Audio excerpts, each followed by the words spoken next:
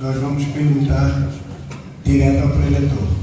Existe uma relação ou interseção entre o Deus apresentado por Aristóteles e a ideia que Pascal possui sobre a relação de Deus com o homem?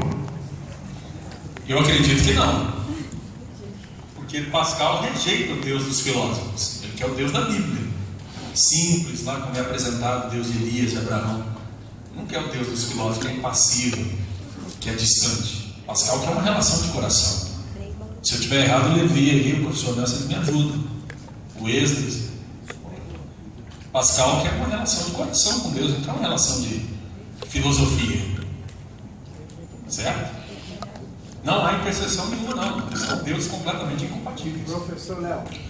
Bem, pergunta: no tempo urgente, uma apologética fundamental deve, dialogar e assumir algumas abordagens deístas com a finalidade de tornar mais acessível um Deus que só atende a alguns e deixa outros padecerem?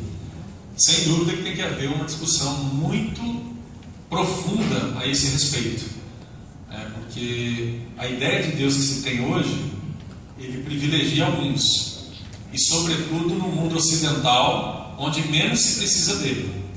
Certo? Então, essa ideia de Deus, de fato, ela precisa ser melhorada, sobretudo quando a gente entende que Deus faz através de nós as coisas. A gente precisa fazer e representar Deus melhor nessa conversa toda. Por que a maioria dos professores de teologia insistem em afirmar que o Evangelho é produto da influência grega, se a maior parte dos escritos do Novo Testamento tratam primeiro da história biográfica de Jesus, que são fatos relacionados a ele como pessoa que viveu para ensinar sobre o reino de Deus? O apóstolo Paulo, que ensinou com suas cartas a maior parte do Novo Testamento, disse que o Evangelho que ele ensinou, ele não aprendeu de homem algum, mas foi o próprio Cristo quem o revelou. Onde está esta influência grega? Bem, no meu caso eu não falei de influência grega no texto bíblico, eu falei da influência grega na produção teológica. Agora, que Paulo tinha uma mentalidade, porque Paulo era judeu, mas para Paulo fazer o diálogo que ele fez com o mundo gentio, o mundo das gentes, o mundo extra-judeu, ele precisou de fato fazer adequações gregas, sim. A gente vê isso de maneira clara. Por exemplo, o professor Adalto Lourenço citou aqui na segunda-feira o fato de Paulo ter utilizado aquele dito, acho que é de Átaro e de outro, de Cleanto lá, Epimênides. Ele utilizou. Para utilizar aquilo, ele sabe muito bem que eles não estão se referindo à divindade judaica, ao Deus Pai de Jesus Cristo. Quando ele faz uma adequação dizendo que nele nos movemos e existimos, ele de certa forma traduz na linguagem daquela época o Deus que ele crê, e ele tem que fazer concessões gregas a isso. Ele tem que usar imagens gregas para haver compatibilidade cultural. Agora, se isso era para continuar na história da igreja, aí é uma outra questão. No original falava Zeus, ele mudou, obviamente fez uma mudança, só que a originalidade não se manteve, ou seja, o produto grego da reflexão grega da divindade ficou mantido. A questão é: o Deus que Jesus Cristo apresenta possui aquelas qualidades ou não? Aqueles atributos? Essa é a discussão. Pergunta do aluno Alexandre Alves. Pode falar o nome? Já se Ele botou aqui. Qual a homilética necessária para que a razão e a fé coexistam na proclamação do Evangelho nos púlpitos atuais? Muito boa pergunta. Olha, eu acho o seguinte: a linguagem inteligível, o evangeliquez é bastante complicado, só que a linguagem ela precisa ser adequada ao público. Quando eu falo dessa forma com que eu falei aqui hoje, estou falando que eu estou numa academia. Então hoje eu tive aqui, de certa forma, até abusei um pouquinho de algumas questões filosóficas, que eu estou entre pessoas que leem, que são acadêmicos, uns mais, outros menos, ou seja, tem gente do primeiro período e gente lá no último período, então, mas é o pessoal que está na caminhada. Agora, quando se trata de falar com pessoas não crentes, eu preciso fazer com que a fé soe para ela inteligível, ela tem que entender pelo menos. a mensagem, tem que saber o que se trata. Né? E para isso, o que eu preciso fazer?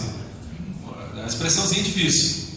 Em primeiro lugar, eu vou dar uma coisa para ela que é a questão ontológica, da ideia de que ela precisa, né, de uma referência como Jesus, por exemplo. E ela precisa disso ontologicamente, sem que ela possa decidir sobre isso ou não. Essa é a ideia da crença, nossa ideia. Agora, quando se trata de questões periféricas, doutrinárias, aí eu de fato acho que na pregação elas não devem, quando é uma pregação evangelista, elas não devem aparecer. São questões completamente incrustadas dentro do nosso dia a dia denominacional. Eu acho que as pessoas prescindem desse tipo de conhecimento no momento inicial da pregação do Evangelho. Acho que pode se abrir mão disso. A homilética ideal é a homilética que comunica, a homilética que faz sentido, né? A homilética que traz a mensagem para a realidade da pessoa que está ouvindo. O ouvinte tem que fazer sentido para ela. Como é possível falar sobre pós-modernidade sem mencionar o pensamento filosófico pós-moderno? Por exemplo, Nietzsche e Freud, que procuram uma sociedade materialista, sem a transcendência divina? Sim, justamente, são pensadores que nós poderíamos colocar como, inclusive Nietzsche é chamado de niilista consumado, né? É chamado de um niilista consumado. E ele tem questões muito problemáticas com relação à modernidade, que podem ser tidos como precursores da pós-modernidade, porém eles ainda estão muito calcados numa ideia filosófica metafísica ainda não está numa pós-metafísica. A pós-metafísica só vai ser proposta mesmo a partir do momento em que Heidegger e outros vão começar a questionar esses pilares extremamente pilares absolutistas da modernidade, e isso serve para a fé, porque a fé ficou subordinada ao aspecto racionalista, porque a razão foi colocada como a grande referência de tudo aquilo que não coadunava com o que se decidiu que era racional, era tirado de cena. A pós-modernidade não é uma descontribuição à religião e à experiência, pelo contrário, ela é um retorno disso, pelo fato de que ela proporciona agora a condição de o outro falar o discurso dele na realidade e eu falar o meu discurso na realidade. O discurso dele tem valor e o meu também tem. Agora, na disputa, para alegrar aqui o pessoal que gosta, na disputa cosmovisiva, aí a grande questão, meu querido, é qual que vai fazer mais sentido.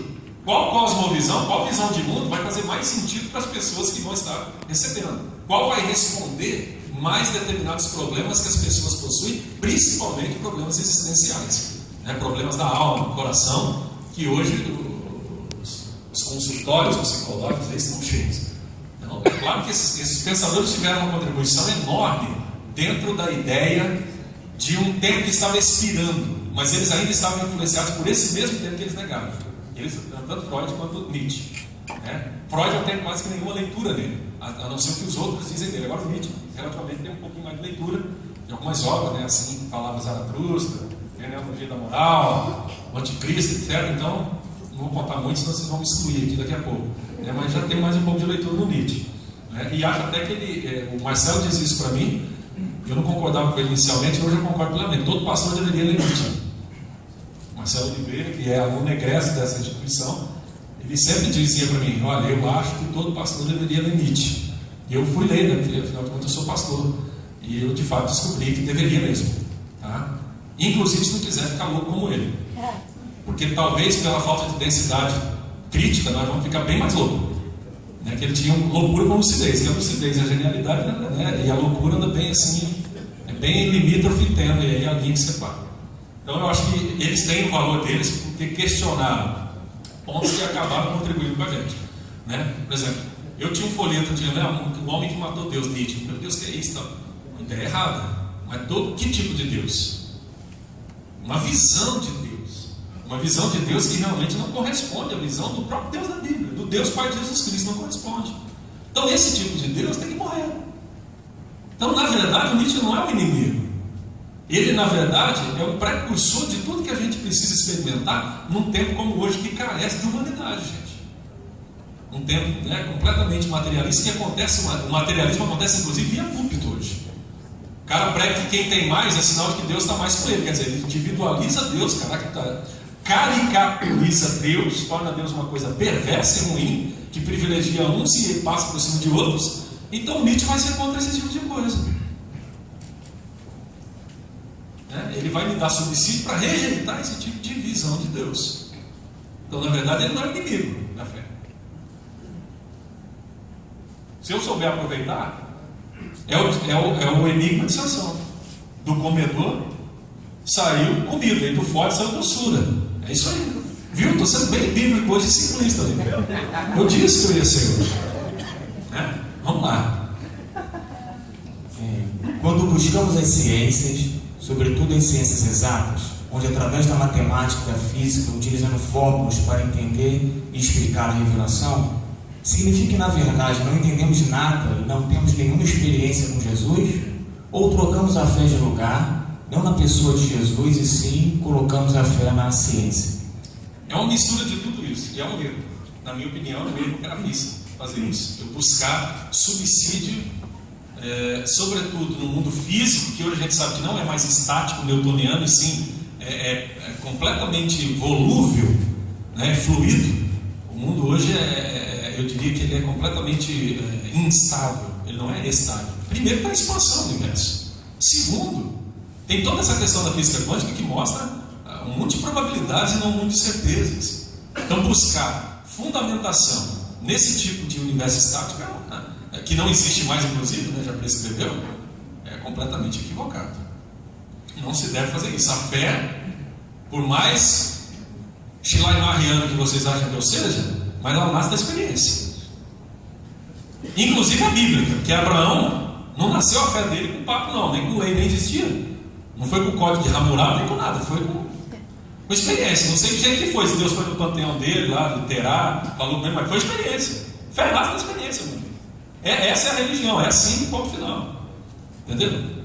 E ponto final que eu digo aqui é para mim, tá? Não é para você não. Você pode continuar crendo que fé nasce de reflexão, uma física, entrecortada com alguma coisa. Eu acho que, se for do ponto de vista da visão que o Frei Beto até coloca na dança do universo é do Marcelo Gleisi, mas a sinfonia universal, essa coisa, tudo bem.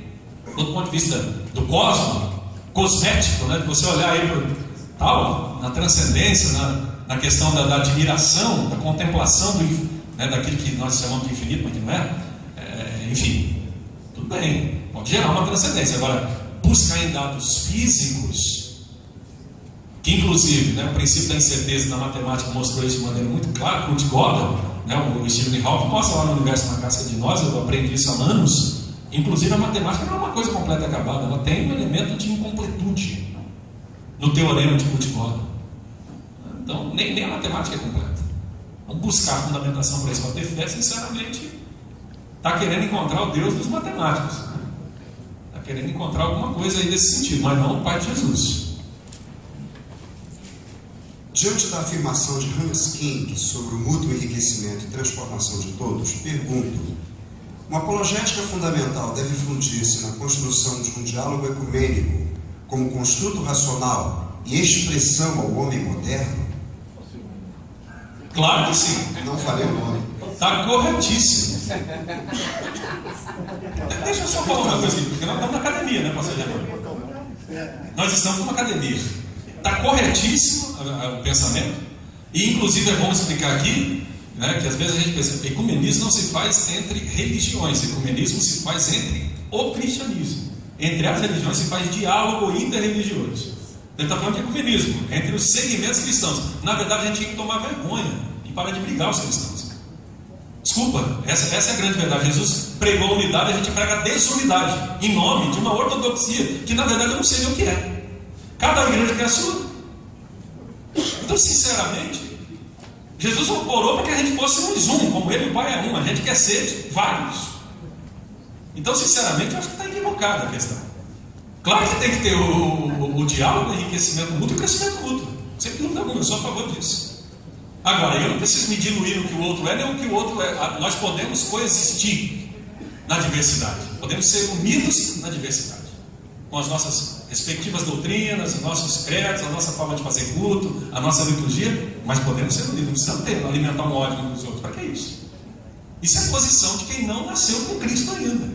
Sinceramente, eu não consigo ver diferente. Não consigo.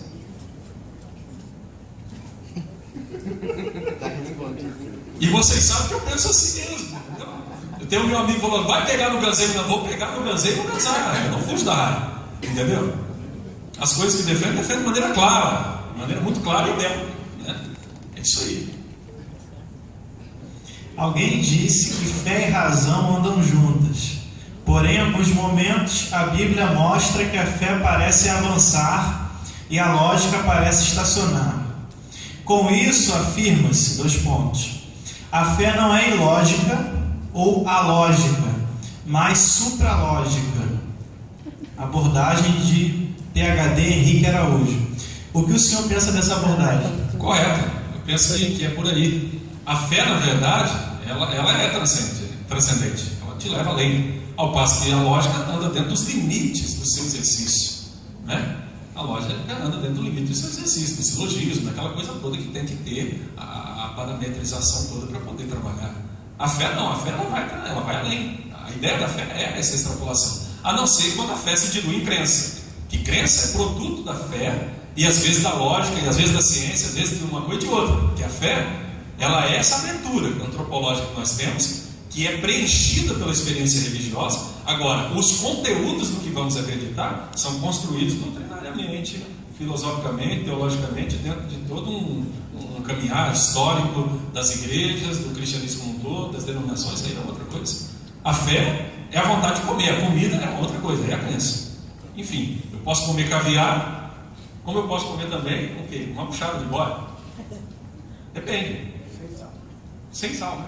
Mas com leite de coco. Então depende. Mas eu acho interessante, eu acho que a fé, com uma abertura para o desconhecido, ela é um elemento fundamental na vida do ser humano. E a razão avança com fé. As pesquisas que se faz com base em probabilidades, ou seja, se constrói a hipótese e parte para a verificação. A hipótese é construída, por mais que você diga que é com dados lógicos, mas é construída também com dados que extrapolam uma mera lógica naquele momento que eles são construídos. Eles têm que ser vislumbrados antes de efetivamente existirem. Isso é fé. Certo? Isso é fé. Não é fé religiosa, mas é fé.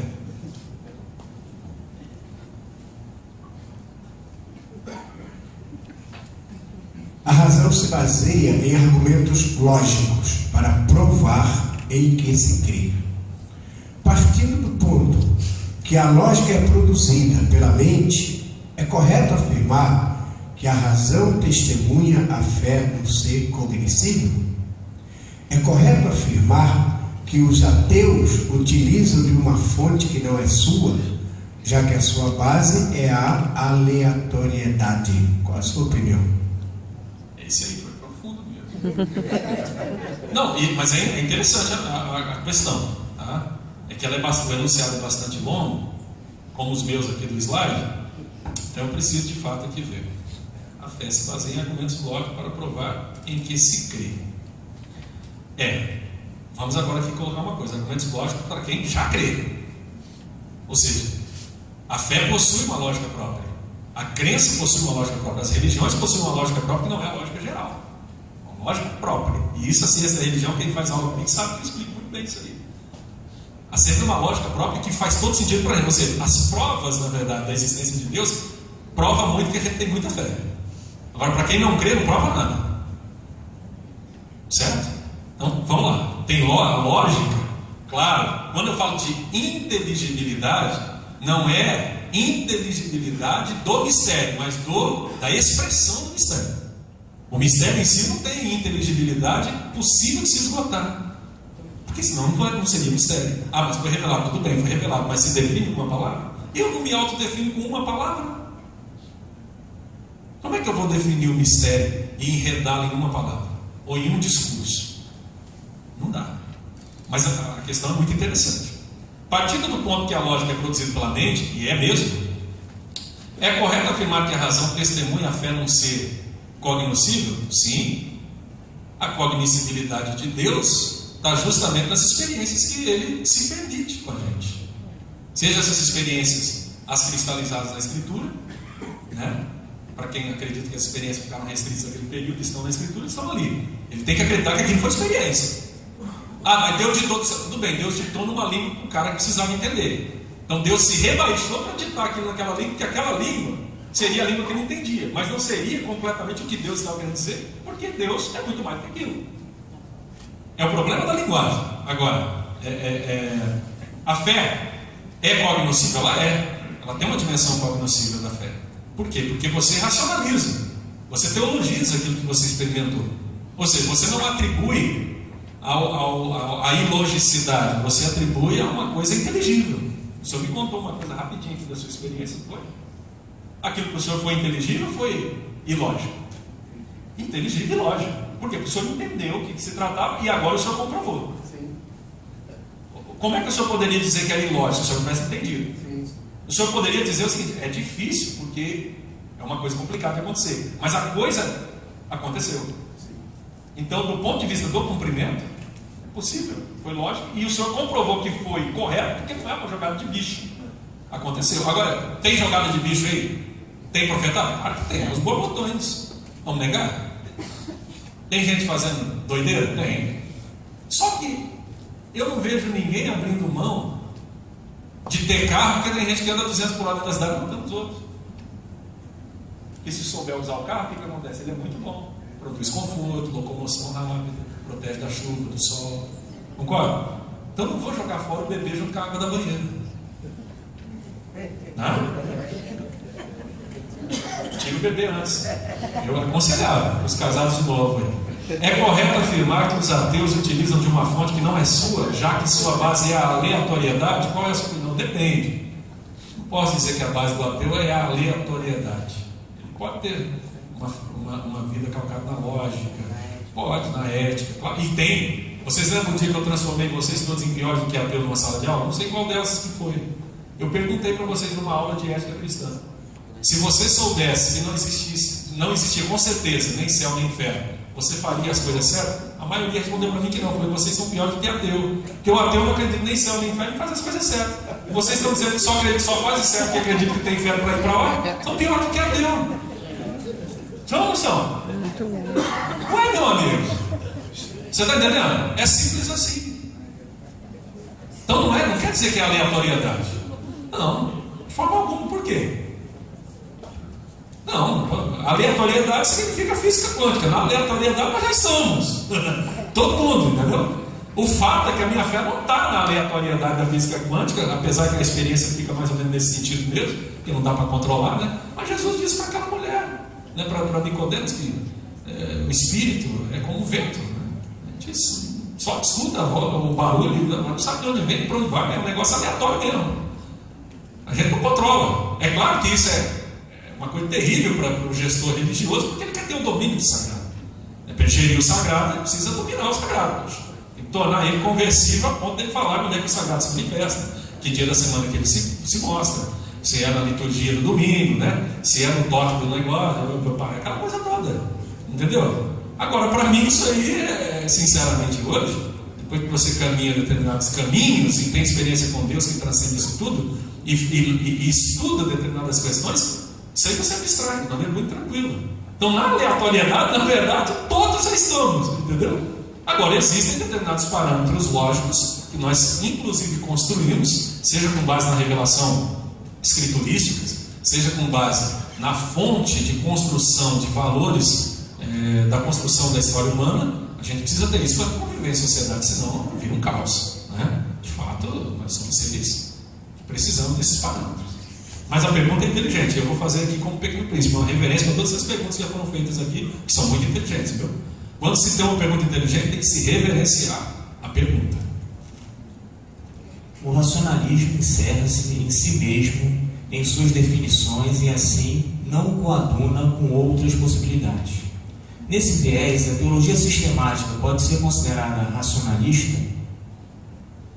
Algumas teologias, sim. Tá? Sobretudo a teologia chamada pelo Libânio e pelo Murad, né? O Afonso Murad e o Libânio chamam de teologia manualística. Não sei se são eles mesmos, você e o Nelson, que são mais leitores de teologia, não sei se foram eles que cunharam a expressão manualística, mas a teologia sistemática de caráter manualístico, que não é, por exemplo, a teologia nem do Tillich, que a teologia do Tillich é completamente mais ciência da religião do que teologia, e ele falou que ele queria fazer uma ciência da religião antes de morrer, uma coisa, todo mundo pode fazer isso, se configurar. A teologia do Pannenberg não poderia ser considerada manualística, na minha opinião, né? Os 3 volumes que nós temos não seriam manualísticos. Agora, as teologias sistemáticas, principalmente de caráter fundamentalista, são manualísticas. Elas são cristalizadas, né? E são calcadas no racionalismo, sim, certo? Tanto quanto teologia liberal. Todas elas são calcadas nisso, porque você pode ler o teólogo, porque tem boas teologias sistemáticas manualísticas no Brasil, que o teólogo fala logo no início o seu método. Tem umas aí que o cara não omite, parece que caiu do céu. Agora, tem outras que o camarada já diz logo de cara.